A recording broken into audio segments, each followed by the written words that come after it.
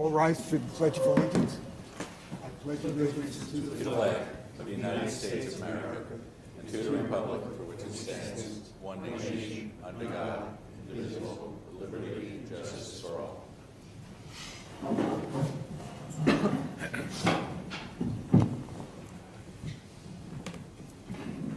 Good evening, everybody. Welcome to the February 10th, 2022 Planning Board meeting.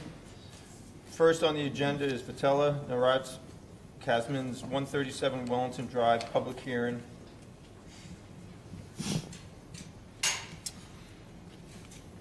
Mike? Yeah, this is a simple lot line adjustment. I have no comments. I think all of my comments have been addressed. It's pretty straightforward. Rich? This is our public hearing. I believe all my comments have been addressed. I had no memo for this week, so we're good to go. And Pat? All the planning issues were addressed on this, Mr. Chairman, and you have an approval resolution before you this evening. Is there anyone from the public that'd like to be heard on this topic tonight? Mr. Chairman, as there is no public comment, I make a motion to close the public hearing. I'll second. All in favor? Aye. Yeah. Mr. Chairman, I'll make a motion for approval for the final subdivision approval, resolution of the Planning Board of the Town of Carmel, number 22-03, dated February 10, 2022, tax map number 66.18-1-18, 19 and 20, Vitello Naravez Cassini's subdivision, lot line adjustment. I'll second. All in favor? Aye. Thank you, Joel. Thank you very much. Great work as always. Thanks, Joel.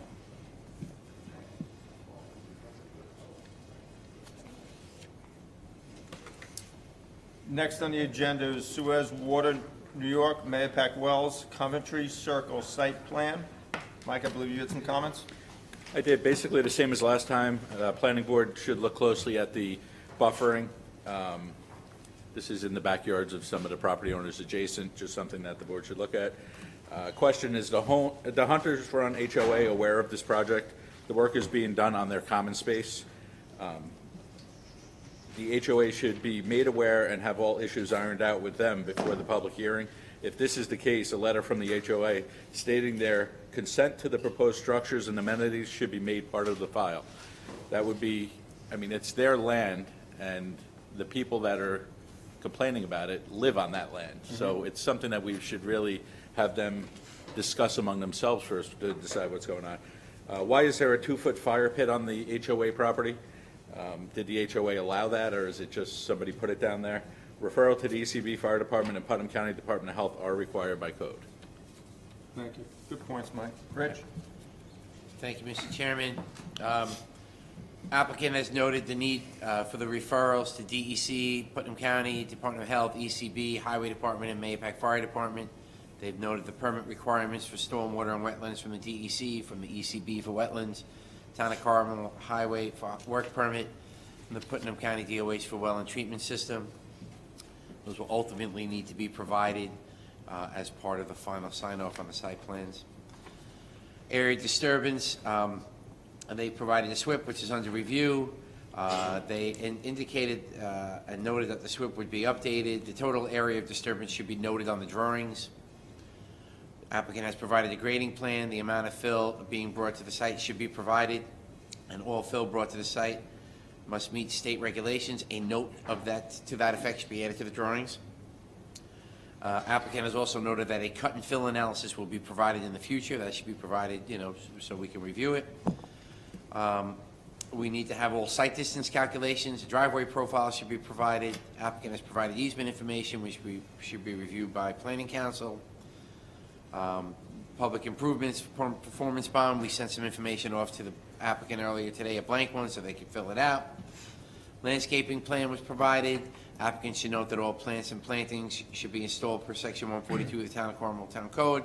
A note should be added to the drawings. Applicant has indicated a calculation for the rain gardens will be provided. I mean, these are going to be needed. We need to approve those rain garden calculations. beforehand.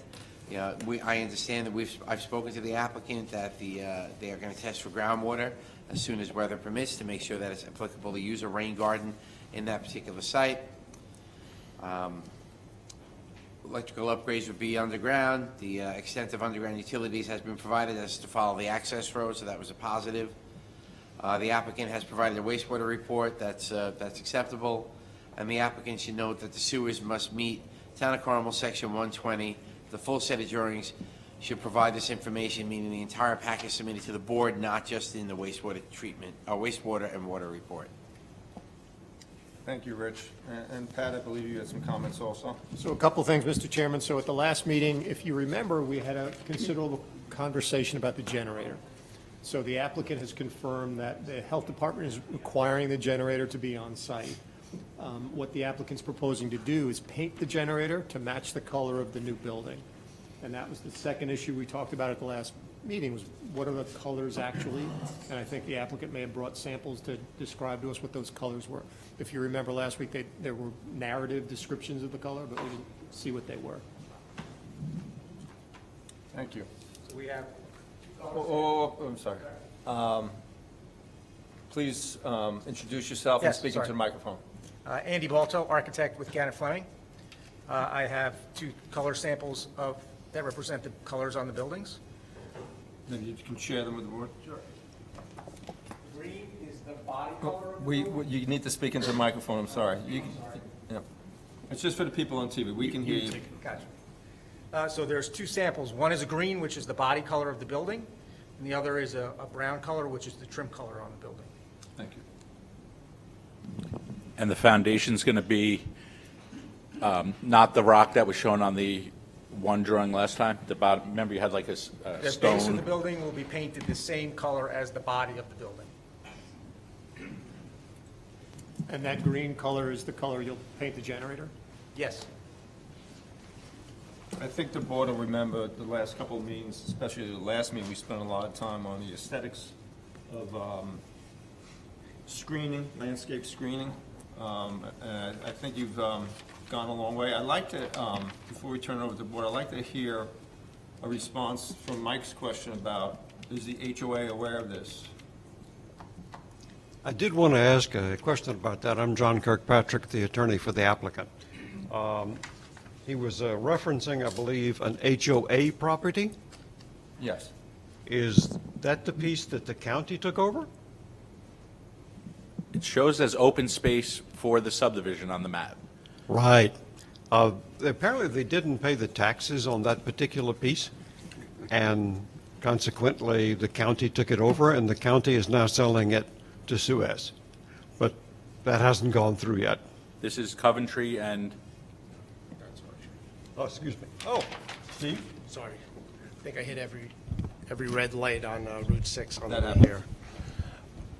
I'm sorry, what, is So, this well, I'll ask Mayopack? Mike. Is that the site? Mayopack Wells.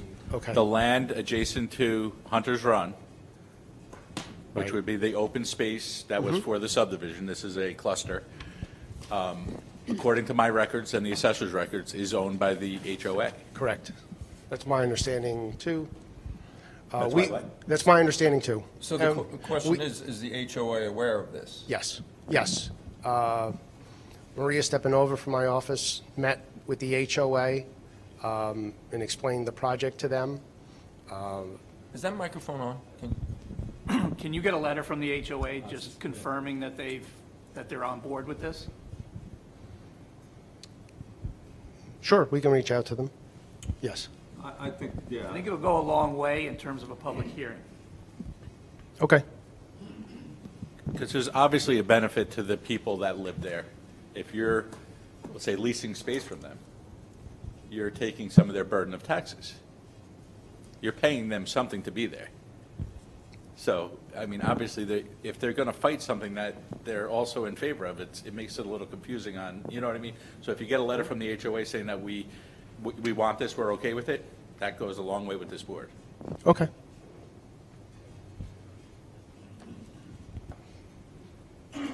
Any questions from the board on this? I do, and just to follow up on, supporting documentation. Was there a correspondence confirming Putnam County wanted the generator on site or requires the generator to be on site? Is there any written record of that? Yeah. I think I put in my letter, I put in the explanation of how it all came about, right? So prior to Suez becoming first the operator, then the owner, the Department of Health actually went after the Forest Park Water Company for not having transfer switches and the ability to connect generators to the sites. Once Suez took over ownership, those violations were automatically transferred to us, and we were required to make those improvements basically immediately. We put together a compliance schedule, and actually Chateau and Mahopac were the first. They were actually done before we submitted the schedule, because those two developments have the largest number of customers in them. So we put those in right away. So both those sites have generators? Yes, they do. Okay. And I think in the last meeting, we asked about, do they have to be there? Right, we had some discussions about that, and the response came back that they are required. So all I'm asking is the documentation from the county health saying that those need to be there. Again, it makes things a little bit cleaner. I requested it. They won't provide something that says that. I think Vinny was going to reach out to you, Rich, right? I have not spoken to Vinny Okay. about this, but that doesn't mean, I can speak to Okay. him tomorrow. I spoke to Vinny Perrin from the Putnam County Health Department, asking for his support and a response. He said the regulations require the transfer switch. I said, well, the transfer switch doesn't do you anything if there's no generator. So he said he was going to reach out and speak to Rich, and that was the last I heard on that. Just to give you an example on the generators, over this past week at our Capri facility, we lost power, and because we had the generator out there, we restored power within 20 minutes because we didn't have to move a generator. We were able to just start it up, throw the transfer switch, and we restored power to the area. Also, I have a letter from the homeowners in and around the Chateau development in support of the generator. Let me,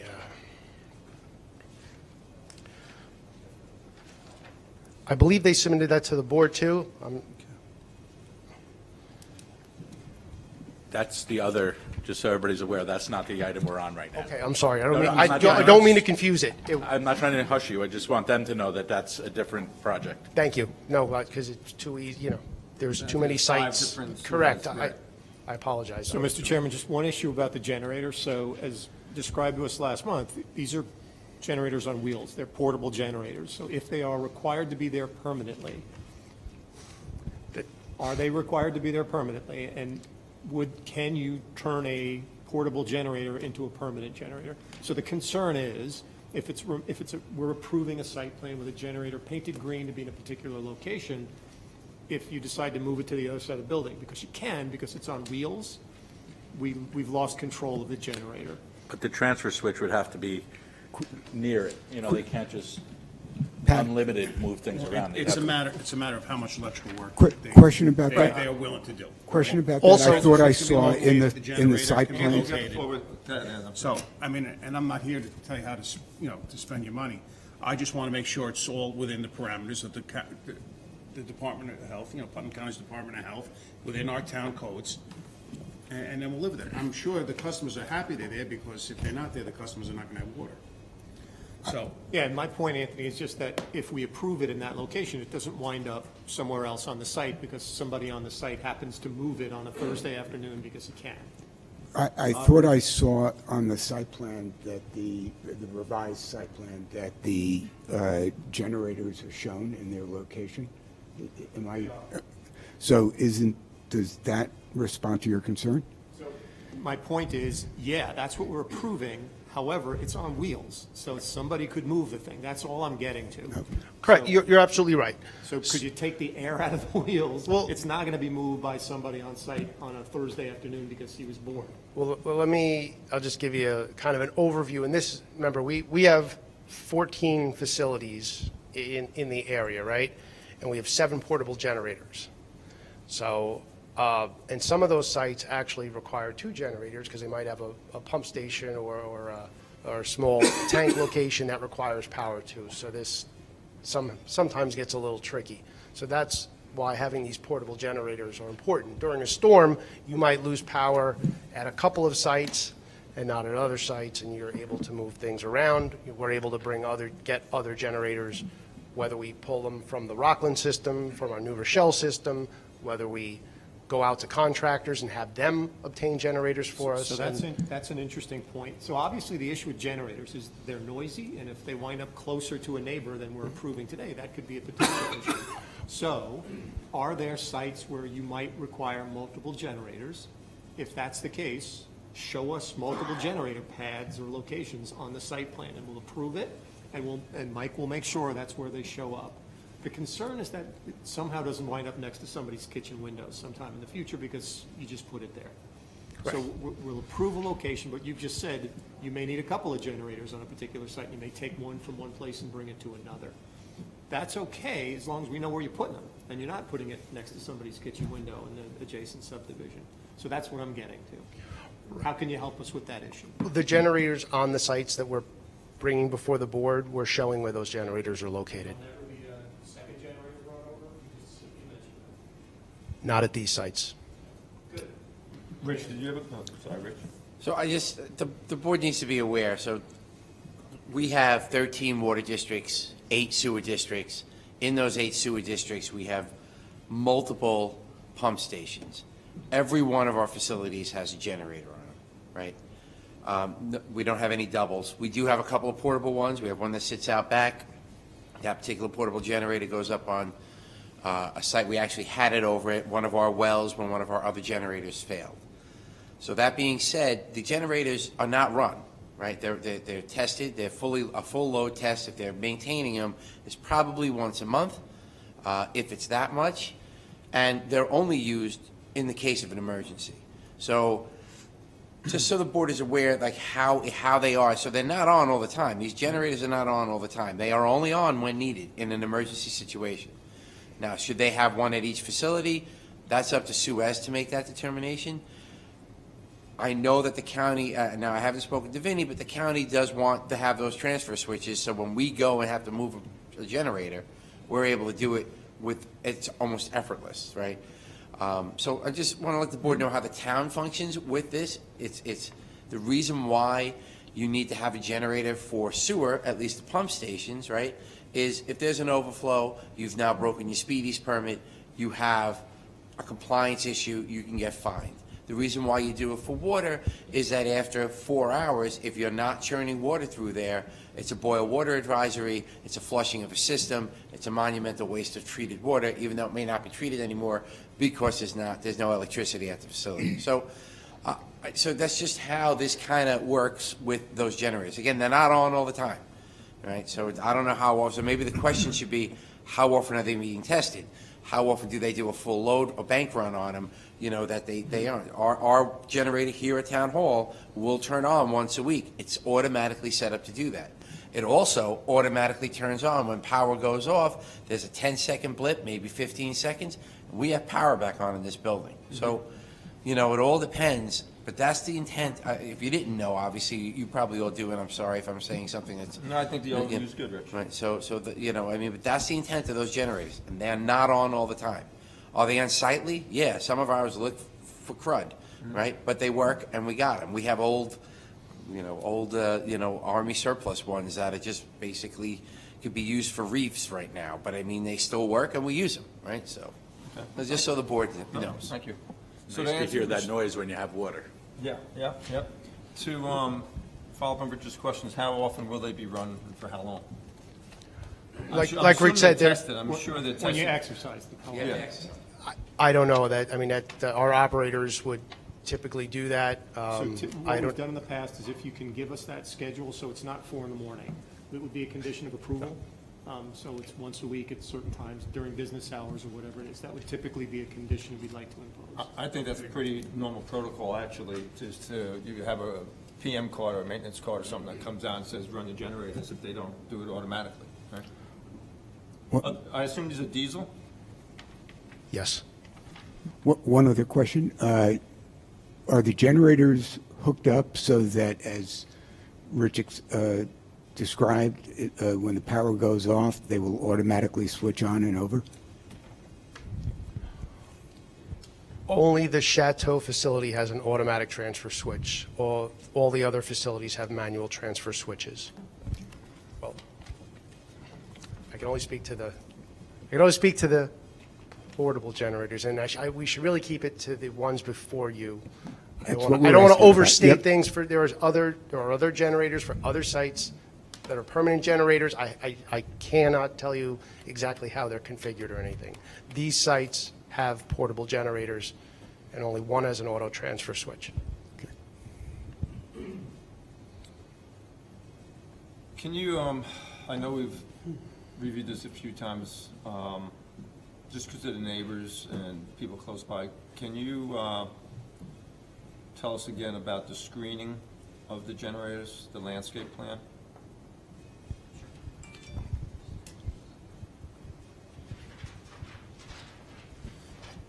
Are the generators shown in a storage location or in the location they'll be when they're in use? In use. So they'll be up against the building. So you have them ready to go, it's only a matter of connecting to the transfer switch? They need to be connected to power for the trickle charger and for the engine block heater. Hi, good evening, John Atzel, Nasher and Ziegler. We're surveyors and engineers for the project. So, as we discussed before, actually, these are the nearest homes to the Mahopac well site. This is the proposed building, the proposed driveway extension. What we're proposing actually is providing some plantings up in this area in here. It's a heavily wooded area, and we're providing some additional plantings. We're providing them up on higher ground, so then when the homeowners are looking down, they'll be looking into the trees before they'll be looking into the new building. And we believe this is adequate screening. If the board prefers some additional screening, we'd be happy to provide that. The distance from the generator to the house, I believe I asked this last meeting, but it was a couple hundred feet, I believe, wasn't it? Yeah, I believe so, yes. Okay. Board, any other? Which side of the building will the generator be on? Or is it on now?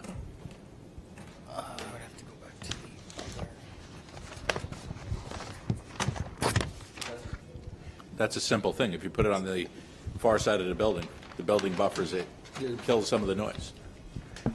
It's adjacent to the existing pump house, because that's what's there today, Yeah, right? So that's I where my can't see transfer switch is. I don't know where that is off the top of my head. That's the question.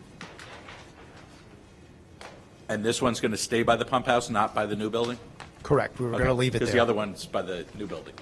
Yeah. Well, the other one's because of how close the PFAS building is going to be to the other building. I mean, that's why. it That's fine. looks like they're so That's close. why I'm asking the question, because I don't Right. remember. The existing well house actually is, let's say, in front of the proposed building, and that's the area that the generator will be located in. It's a little bit closer to the homes, but only by about 40 feet. Than it is now? No. It's staying where it is now? Where it is now, I believe. So we'll know when we have public hearing. So we'll know when we have public hearing if people are complaining about the noise, because it's not changing from what it is now. Correct, yes. Right? You're not getting closer, you're not getting further, you're doing it exactly where it is. Correct. Yes. And again, I think some people agree that the noise isn't so bad if you have water, so, Yeah. I mean, we're only talking in the event of a power failure. you know, it's kind of Or nice when noise you're to hear. exercising it weekly or monthly. Correct. You know, mid-morning or whatever the time, afternoon, that's. And at the end of the day, although we're going through many iterations here, at the end of the day, this is an improvement to the water quality of the people using it. So, Correct, yeah. I mean, PFAS, you probably see PFAS in the news all the time. I Absolutely, mean, yes. people are going crazy down in New Jersey. One of the municipalities down there recently notified people that one of their wells in their community had PFAS, and Yeah. people No, are look- suing. It's crazy. we're doing our due diligence here with concerns for the neighbors. At the end of the day, when this is approved, hopefully, it's going to be a better water quality for everybody involved. Yes. Any other comments from the board? So a couple of things here. I'd like to see a letter, I think we all like to see a letter from the HOA on file.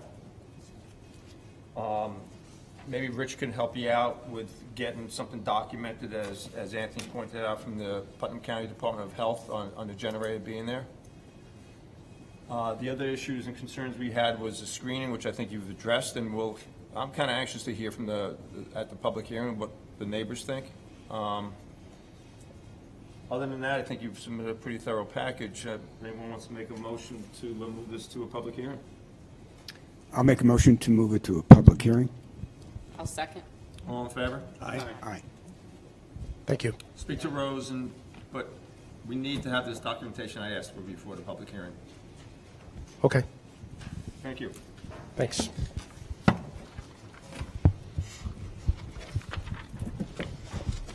Next on the agenda is Suez Water, Chateau Wells, 59 McNair Drive. Mike?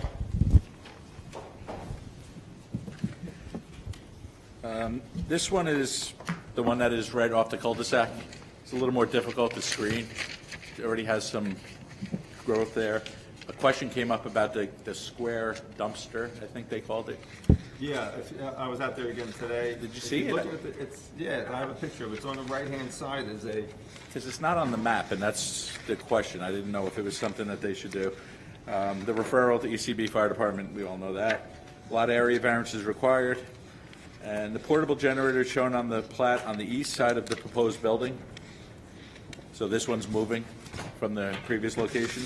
Provide the driveway width at the generator. That's the dumpster. Perfect. Provide the driveway width at the dumpster. Fire department has to be able to access this property. If it's not 24 feet wide, make sure that we get that on the variance, so you get that at the same time. I don't know that it's going to be 24, two-way aisle width there, but you sent this to the fire department, correct?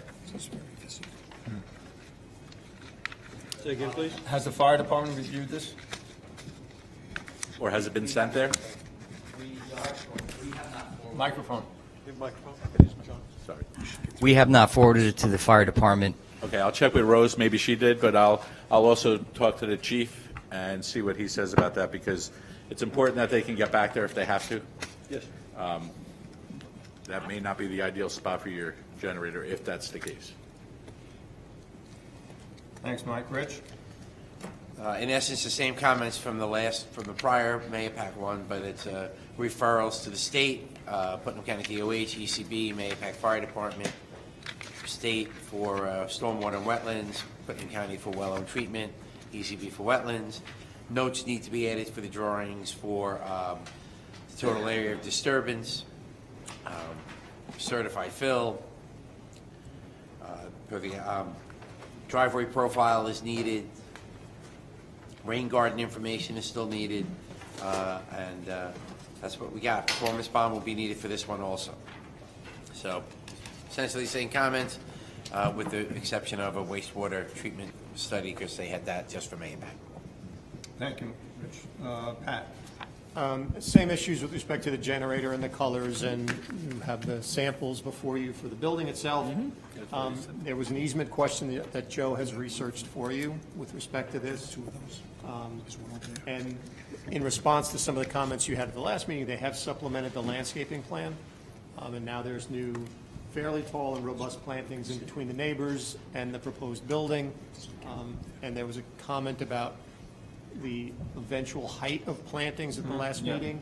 The selection they've chosen in this case have a mature height of, I think it's 20 feet, which is certainly an adequate height to screen the building in this case. So they've addressed and supplemented the landscaping issue that we talked about at the last meeting. There were some comments about an easement, right? Joe, did you get a chance to look at that? Can you explain? Yes, I did. Concerns So, of these? Mr. Kirkpatrick sent over a two-page letter dated January 27th regarding the easements that are up there. So Mike and I took a look at the maps. One of the things that would, and it is a plenary easement. What kind of easement? It's an easement that would inure to the benefit of Suez over any of the properties that exist up there. There are, my understanding, John, is there are two lots that are affected by the access to the proposed site currently. And there's a filed map. There was supposed to be a subsequent filed map listing all of the easements, drainage, utility, and otherwise. It appears that that was never done in the sequencing of subdivision maps, which is not unusual. This was in the late 80s. But I do agree with the assertions made in Mr. Kirkpatrick's letter that they do have the right to go across those two properties. Thankfully, they've minimized it to just those two properties. They also would have the right to do it across other properties. So it will, in all likelihood, the owners of those two lots will probably be here at a public hearing, I would hope, and voice their pleasure or displeasure as to this application.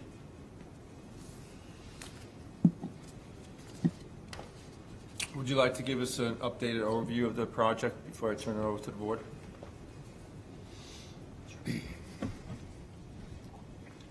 Sure. As has been noted, we've supplemented the landscaping along our east side with the neighbor. This is the closest home over here, and we supplemented along this property line as well. We're using larger trees that will grow taller. And there was discussion. We were at the ECB. There was discussion regarding the length of the driveway, and we took a look at that. And actually, McNair Drive, even though it's a cul-de-sac, the tractor trailer that's going to have to access this site maybe once or twice a year cannot do a complete turnaround in the McNair Drive cul-de-sac. We do have a turning radius plan if you'd like to see it. So the truck is actually going to have to come all the way down, and then reverse this way, and then drive straight out. Including in the winter? Including if need be in the winter, yes. Again, the large truck only comes in maybe once or twice a year. It's not a once a month thing or once a week. What's that for filter changes, or what's that huge truck coming down there for? It's just when we have to change out the carbon, we would bring the truck in to do that. Yes. Again, so it's not a regular thing, and we can't do it in the cul-de-sac based on information from the trucking company and Gannett Fleming, who did a turning radius plan. Where the truck would pull in and then back up. It's going to be gravel, but it's going to be fortified gravel.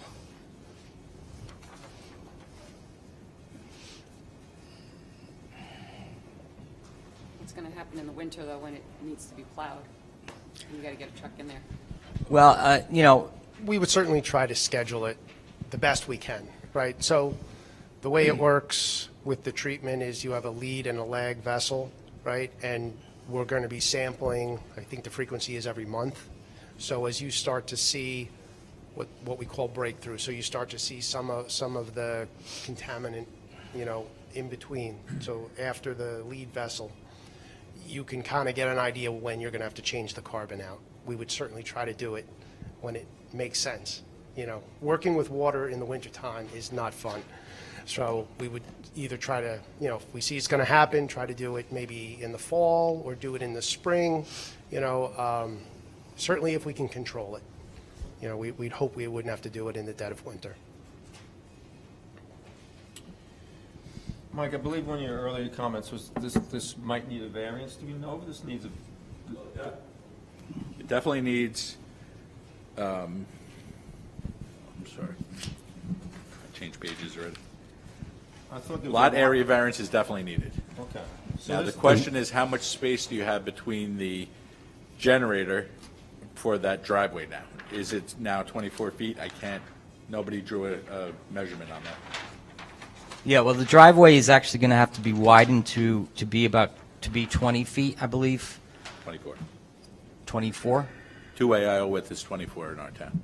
But why would this require two-way if it's only being accessed with one We vehicle? require two-way in all site plans. 24? Yep. Okay, we'll have to take a look at that then. And we do need area variances, yes. They're noted on the site plan, I believe. So, what's required, Mike, to do to widen the driveway to 24 feet? Put it on the site plan and make sure it's included in your disturbance and your impervious surface. Yes. That's all. So as long as they have the land to do it, it's not an issue for us. Comments from the board?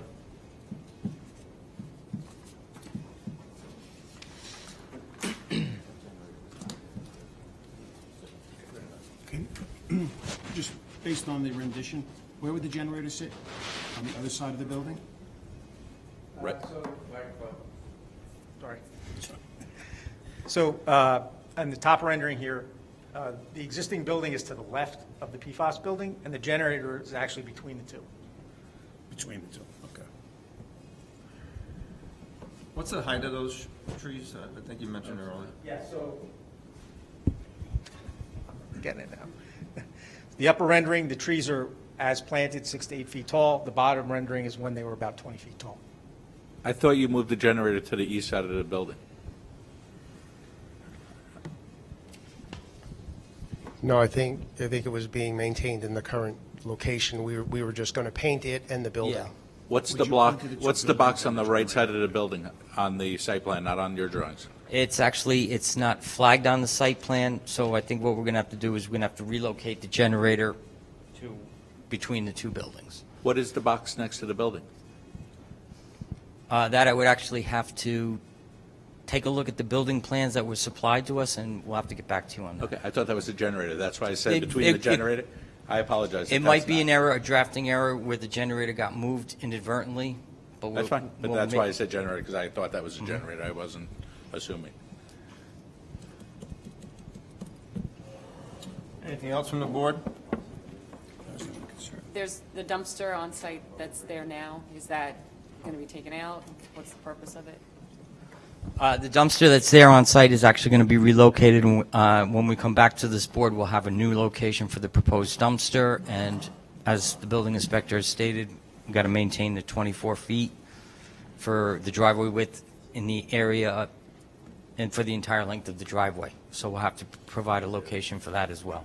Yeah, that dumpster should be somewhere else. Yeah. It's very visible from the circle. And it's required to have a fence around it. It has to be enclosed in this town. What is the purpose of the dumpster? The site is very wide open. I don't know. In the, at the entrance to the Operations driveway. has it out there. They told me it was a 3-yard dumpster. They told me where it was located. I'm not I sure. mean, what is they're it a putting- permanent permanent fixture? I mean, I'll talk to them and, look, if we can get rid of it, if there's no, Because you Real don't have good it on any of the other site right, plans. I'm not sure what refuse they would be producing at the site. So, but I'll talk to operations and see. Maybe we can just eliminate it altogether. Conversely, can you confirm that you have no plans to put dumpsters at any of the other sites? Sure. And if you do, as I believe Mike mentioned, is they need to be fenced. Yes. Okay. Simple trash enclosure. Yes. So there's a couple things, right? We need to get the fire department review. The driveway needs to be shown on the drawings at 24 feet. We need to know where the generator is going to sit. Like to know where that dumpster is going to sit. All this before it goes to the ZBA. Could be 2 weeks. It doesn't need to take a lot of time.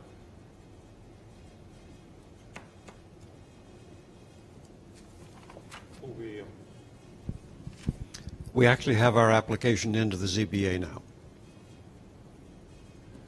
The drawings, though, aren't up to date. Yeah, you can't go to the zoning board without a referral. Yeah, we'd have to stamp the drawing denying it to the ZBA, So which we were prepared to do, but we can't stamp the drawing now. That needs to be updated. Okay. It's I the misunderstood. Yeah. So if you can get it updated in 2 weeks, then we deny it to the ZBA. I think you may have referred it for just a lot area last time. think you did do that at the meeting, because I checked with Rose and Dawn, and I asked that question before I initialed it, and they said you did discuss it at the meeting, so. Anthony and I were just discussing, we were ready to send to the. But the driveway is not resolved The yet. driveway. the generator. And Correct. thus I can't stamp and deny that, because it's not It's going accurate. to be changed. As soon as you change it, we'll review it and sign it. Generator, dumpster, driveway. Those are the three. Fire department, drawings, yes, but there's still a fire department review, and then you'll have to go to zoning, yes. Okay, now would we be responsible for forwarding it to the fire department, or would that come from the I town? think Rose does it automatically. Just follow up with Rose, she might have done it. Got it. Check with us on Monday, she'll be in. Don't forget also, you have to make the decision about the dumpster, and if it's gonna stay there, then you have to show where the enclosure is gonna be for the dumpster. Right, yes, that's one of the things I mentioned. I mean, I- like Steve said, hopefully we can just do away with it. Great, thank you. Okay. I think you did a nice job with that landscaping there. Thank you.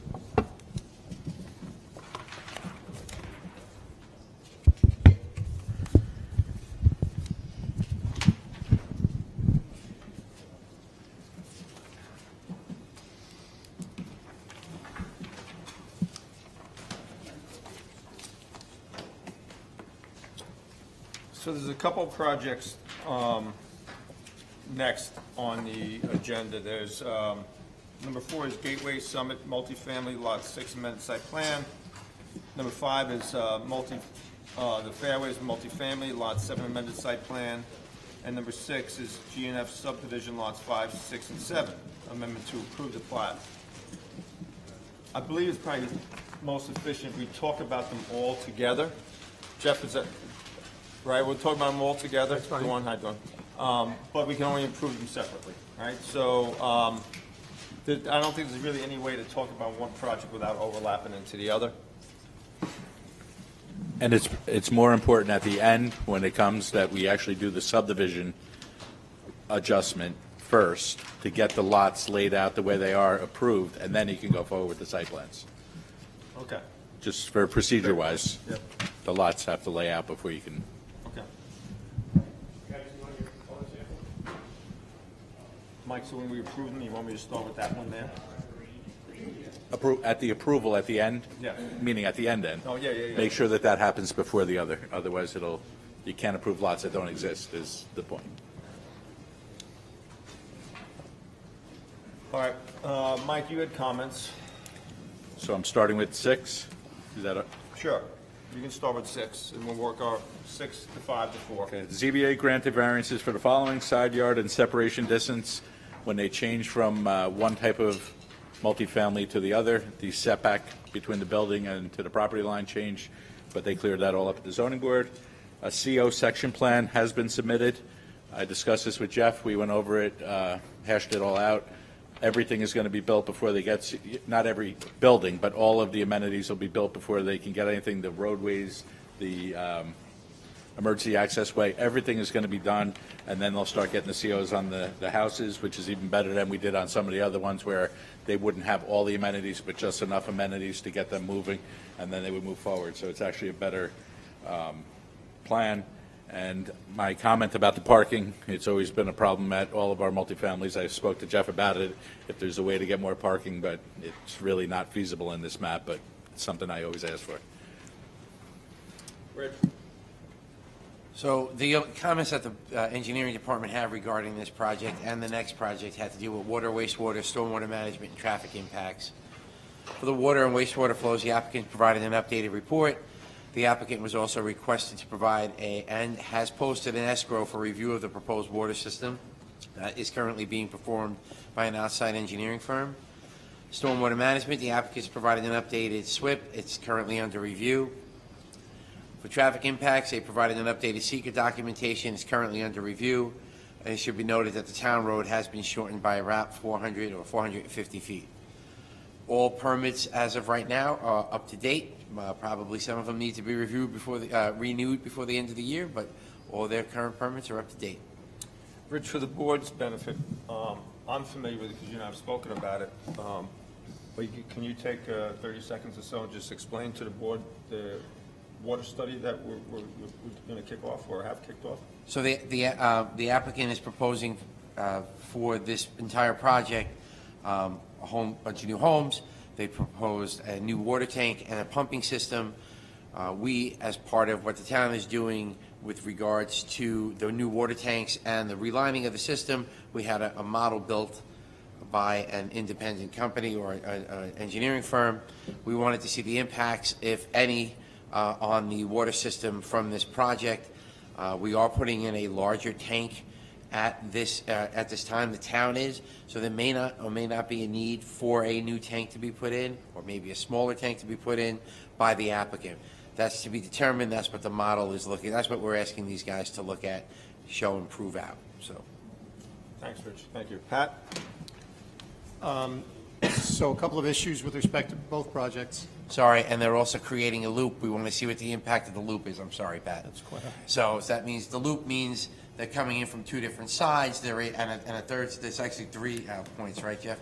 And we want to just make sure that the loop is going to be effective, A, for the residents who are going to be in this new development, and also the existing residents in Water 2. That's part of what the model is going to do.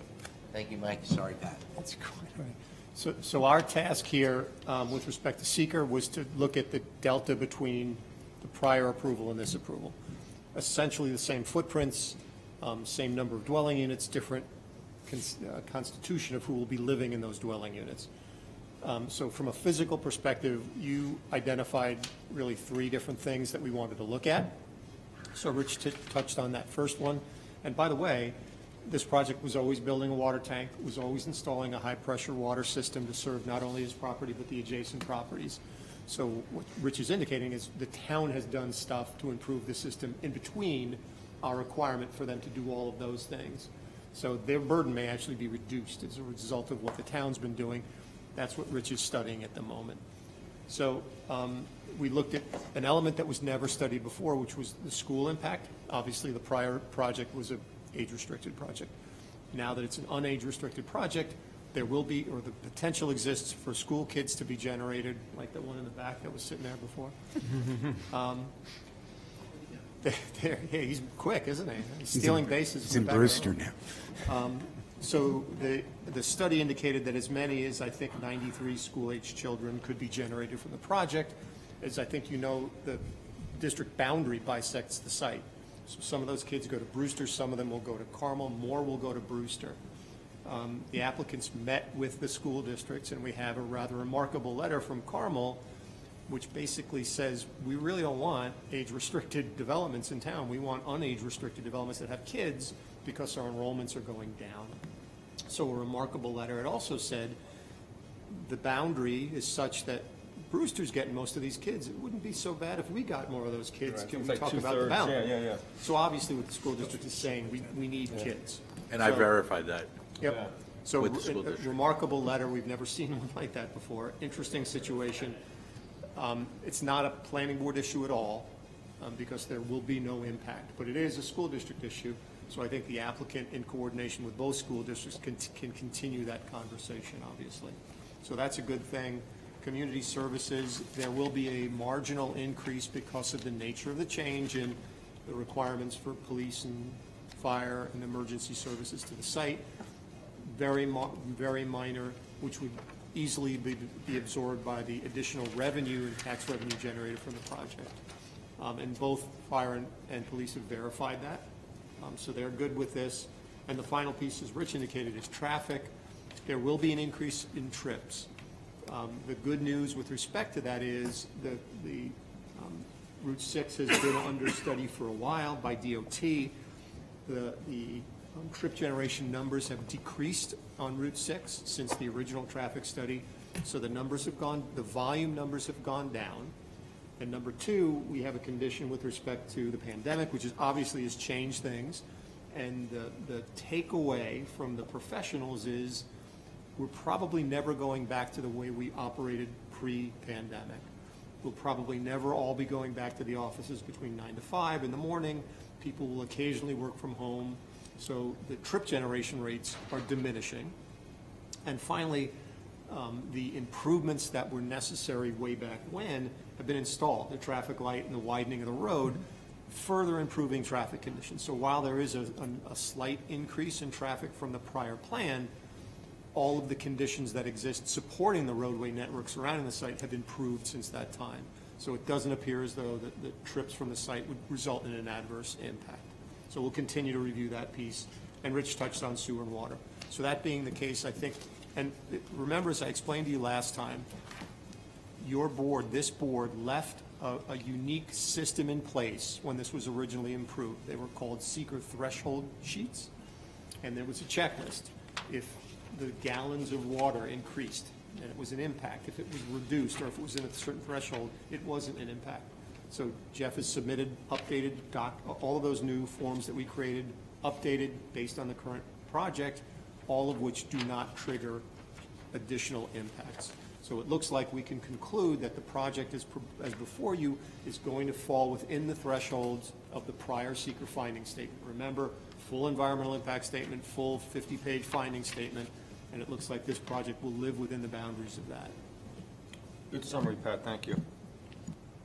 Jeff, this has also gone and gotten approvals from the zoning board, I believe, right? Correct. Good evening. Jeff Quintelmo from Insight Engineering, Surveying and Landscape Architecture. Dawn McKenzie, who's one of our senior landscape architects, is also with me this evening. We last appeared before your board needing 2 variances. Mike pointed out building separation and perimeter setback. We were successful in obtaining those variances, and that's why we're back. I'd like to just clarify a few things. I appreciate your consultants did a great job, I think, summarizing what we've done, and we did submit quite a package of plans, reports, and appropriate seeker background. Thank you for that. Rosetta sent out 4 different attached files, probably about 350 pages. We figured if we buried you, you know. Nice reading. Yeah, we're breaking new ground in terms of volume of documents and school district response. Right, they want our kids now. Right. Yeah. Yeah. But just a few clarifications. Mike pointed out, and Mike did in his last memo, ask us to add some visitor parking. We actually did sprinkle some out throughout the project, but as Mike pointed out, there were limited opportunities, but we did take them where we could. Relative to Mike's point on the CO and phasing in, what Mike talked about and I talked about was making sure all the infrastructure for each of those CO sections was in fact in place. I want to make sure that I didn't misrepresent that. I'm not sure we're going to put all of the recreation in with the initial ones, but it'll be amortized in a manner that'll meet your code requirement of 300 square feet per unit. But the infrastructure absolutely for each section will be done. Correct. You exceed the requirement though at all times. You're not. Correct. They're not letting it get where they're just borderline and then doing more. They're exceeding everything. So. As far as traffic goes, the seeker threshold sheets actually were set up with traffic in a very unique way, where it talks about when we hit certain numbers, certain of the improvements needed to take place.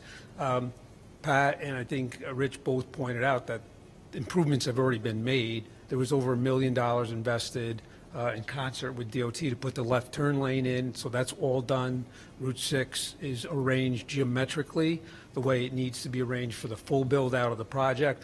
The question is, when does the traffic signal go in? The traffic signal was originally hung and asked to be removed by the DOT to avoid confusion until it was necessary. And in the threshold sheets, there's a specific peak volume that once we hit it, the traffic signal goes back in. These projects don't hit that number, but as the other lots get developed, we will hopefully hit that number and that signal be dropped in. But those improvements have all been approved and, as I said, the left turn lane constructed. So again, we're back with what we term as a different version of the same thing. We've got a town road, as Rich pointed out, which has been shortened about 400 feet. We were able to do that and thought it was in everyone's interest to do it, and also reconfiguring the lot lines to make more sense based with the current arrangement. So the layout you see this evening is not that much different in terms of its arrangement of infrastructure than what is fully approved right now. We changed the unit types. We took advantage of the multifamily zoning decision that recently took place. And we're here this evening to advance the site plans and the subdivision revision to accommodate the new arrangement. Thank you, Jeff. Questions from the board?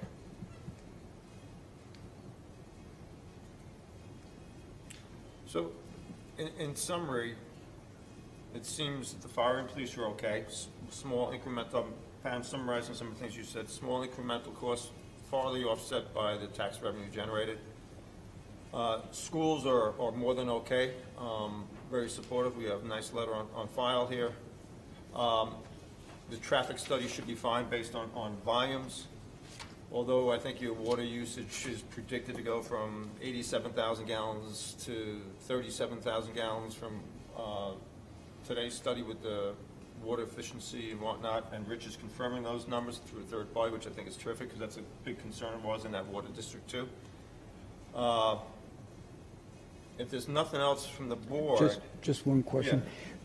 Because we have a landscaping expert here, would it make sense to just spend a moment describing the landscaping plan?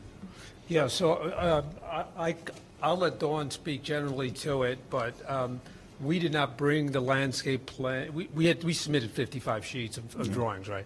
And within them are plans showing the landscaping both for the project as a whole, and then what's intended around each unit as, you know, as a schematic. But I'll let Dawn briefly just talk about that. Good idea, Dawn. We didn't want Dawn to come here and not get an opportunity. Yeah. Yeah. I think the first attachment was 88 pages, second attachment, third, anyway. Thorough job, though, seriously, it was a thorough submission. So, Dawn McKenzie, Inside Engineering, just to speak briefly about the landscaping. Each of the units will be landscaped. You know, each of the units in each of the buildings of combined units will have its own landscaping along the front. There'll be street trees provided along the roads, all the way up, including the subdivision road. And then there'll be landscaping around the recreation area. And there's very little location where any of these units actually abut an adjacent residential. So there will be screening provided in key locations where we might need to screen off-site properties from this. But most of the project abuts up against the Centennial Golf Club. So there may be some screening required to screen the residences on our site from views of them. So that's. What about irrigation for all this landscaping? How will that be? Yeah, that's something I have to address. You have to address that. Dawn doesn't know this, but the GDEIS, the environmental impact statement that we did, actually prohibits us from using town water district 2 water to irrigate. So there will not be irrigation on the site. There'll be native plantings, which are drought tolerant, that will sustain themselves without irrigation. So, and again, I'm not sure if Dawn knew that because she wasn't around. Jeff, can I just ask a quick, Dawn? So if you remember, we were in the middle of a dispute at Pulte regarding plantings, and people in the homes believing the plantings were their plantings, were they HOA plantings, who was responsible? Can you describe how you're dealing with the plantings? Particularly the issue is the rose bush at somebody's front door. Is that under the control of that property owner? Is it an HOA responsibility? Yeah, we haven't gotten that granular yet, but.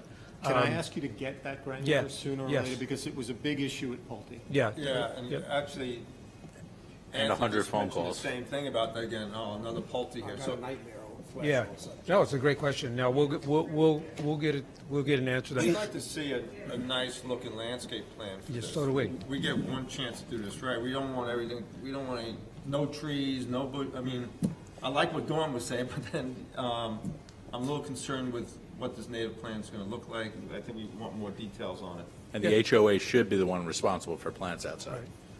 Because There should be some enforcing it defined. against the people is Who's impossible. responsible for maintaining and watering the plants? We'll get you that answer, which is a very good Especially question. with the fact there's no irrigation, just it has to be defined.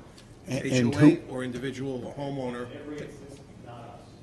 And in the event that you mentioned there are trees along the street, tree dies, what happens? If Yeah, it's on the the, site plan, it's yeah. required to be replaced. Yeah, Okay, and whose responsibility is that? Yeah. That's going to And be and on the we'll, site we'll plan. we'll clarify that, but the street trees and the buffer plantings will definitely lie with the HOA, whether there would be a 5-foot zone or something where the homeowner might be responsible. We'll get you that definition. That's a good question. That was our biggest issue with Pulte. So when a plant died in front of, that rose bush in front of somebody's front door, Mike was getting the call, the supervisor was getting the call, who's going to replace it? It was very confusing, and we got stuck in the middle of it. We don't want to be in the middle of it, Jeff, so. Okay. We'll put you in the middle of it. No problem. So, so just to touch base, you touched on the irrigation, which was important. I guess that has to be in the homeowners agreement, HOA agreement, I guess, if that language can be in there. Because what'll happen invariably is the homeowners association, 25 years from now, will go, or maybe 10 years from now, will go, we want to put irrigation in. And they have to know that they shouldn't be putting that irrigation in. It should be on the, well, it'll be on the drawings, but I mean, it should certainly be in that offering statement so people are aware of it. Could they pump out of Crystal Lake? Well, if they wanted to irrigate, they'd have to figure out a way to do it without the municipal water system. They could drill wells, they could try to draw from the lake area. I was just wondering but- if it was a possibility. But, yeah, I'm not sure that that's really feasible, or that's really not the way it's approached today. I mean, the native planting solution is the one that's smart for everybody, and we're very much confident that that's going to be what's going to be followed through on. Jeff, just a separate question. Has a developer been brought on board, or are you talking to any developers or builders? So the applicant owner has been in contact and in discussions with different builders who have very keen interest. Right now, we said this when we came to your board prior to the ZBA. Right now, the market is in demand of this type of projects, especially with the reduced senior housing percentage. So there's a lot of interest, and the plan is to bring this to fruition and start construction on it. And as soon as those arrangements are made with the actual builder, the plan is to introduce them, obviously, to the board. Right. Thank you. Have they given any thought to where they intend to market at, price point? Are these going to be high-end units, middle-end? Yeah, what I can tell you is, number one, I don't know anything about price ranges, but this project has been always designed and detailed as if it would be in a higher-end project because of its proximity to the golf course and the setting of the natural lake. So, and some of the amenities that are being considered. So, it's intended to be what I would consider to be on the higher end of the townhome style community. I thought there are estimates in the materials that you supplied. There's something around 700,000. Yeah, again, range. that was work that was done by Tim Miller Associates. I'm not familiar with what those numbers are, or how they came out.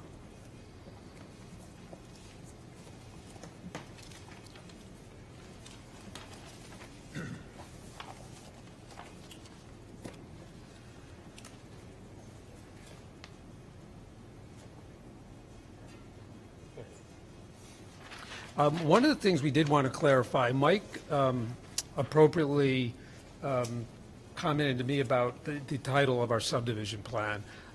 We're actually amending the lot lines for lots 5, 6, 7, and shortening the road right away. The common talk in our business for that is it's a lot line adjustment or a lot line realignment. We called it a lot line adjustment. Your code actually has a very specific definition of lot line adjustment and puts limits on how much land can move in that type of arrangement. We're moving more than what's permitted in your code under a lot line adjustment. So we are a subdivision, but we're not a subdivision creating lots, right? We have 3 lots. We're moving the lines for 3 lots. The common talk is it's a lot line adjustment, but we can't use those words here because your code says it's something else, right? So Mike has asked us to correct the name of our drawing, which we will do. The unique part of that is it puts us into your subdivision process, which we have no problem with. It requires us to have a public hearing. It also affords us, I believe, an opportunity to deem it a minor subdivision, so we can only have one one public hearing. So our request on the subdivision would be for you to deem it a minor subdivision, allow us to go to a final public hearing on it, and not go through the full subdivision process. Again, we're not creating any new lots. We have 3 lots, we're amending lot lines, but we don't meet your definition of a lot line adjustment. They meet the requirement of a minor subdivision, under 5 lots, and they are not creating any more lots. They're just moving a road, so there is no reason you can't if the board feels they should. Yeah, so your normal practice is you don't take an affirmative action to deem it compliant with the minor subdivision requirements. It is a minor subdivision by virtue of the code. Okay. So you don't have to take action with respect to that. When you grant the approval, you will refer to it as a minor subdivision.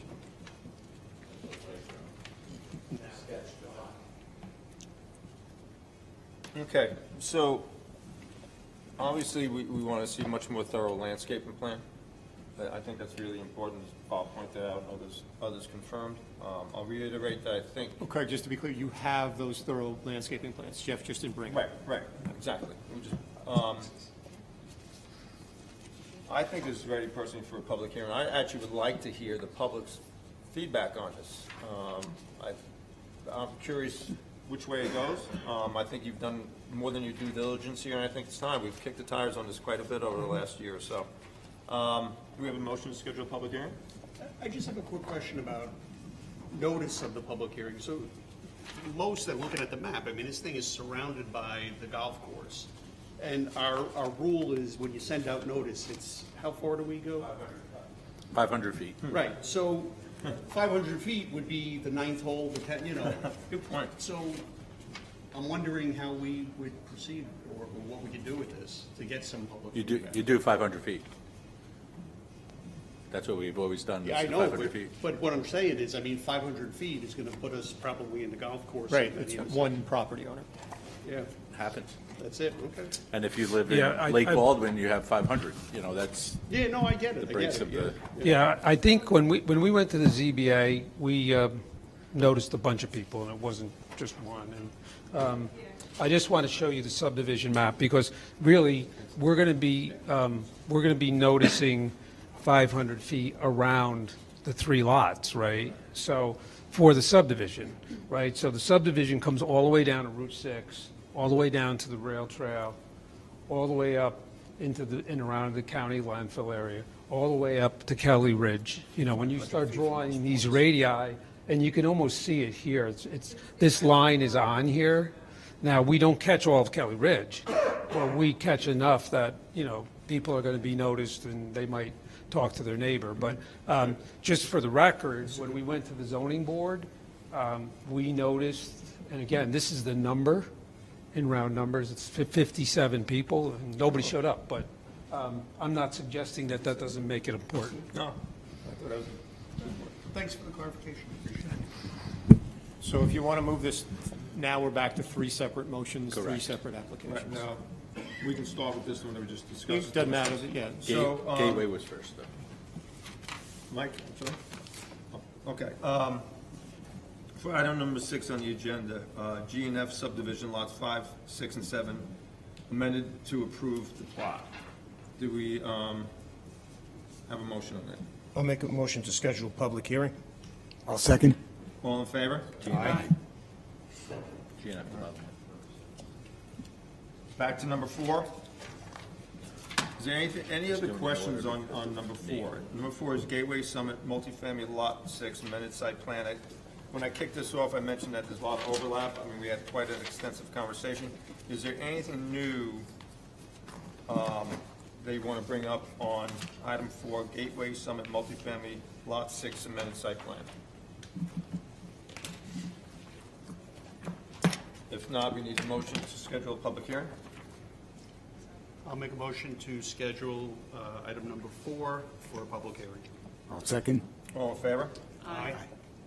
Next on the agenda is number 5, the Fairways Multifamily Lot 7 amended site plan. Anything new on that? Some of my notes here talked about the improvements already made, traffic increases but offset by population decline. I think all the items I had have been addressed. Anyone else have any questions on that before someone makes a motion to move it to a public hearing? All right, then, Mr. Chairman, I'll make a motion to schedule a public hearing for Gateway Summit, multifamily Lot 6, Gateway Drive. You know it.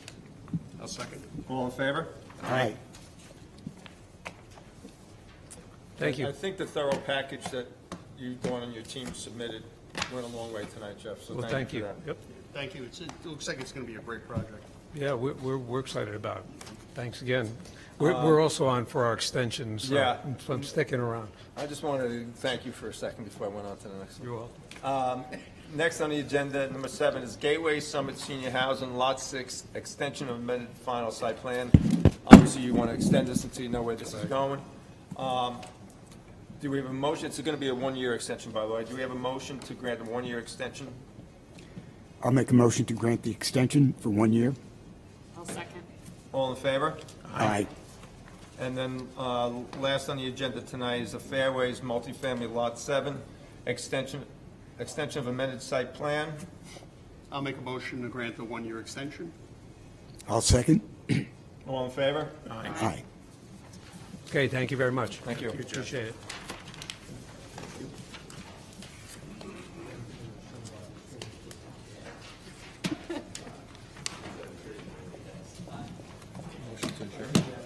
Okay, Mr. Chairman, I'll make a motion to adjourn. Take it while I can. Second. All in favor? Aye.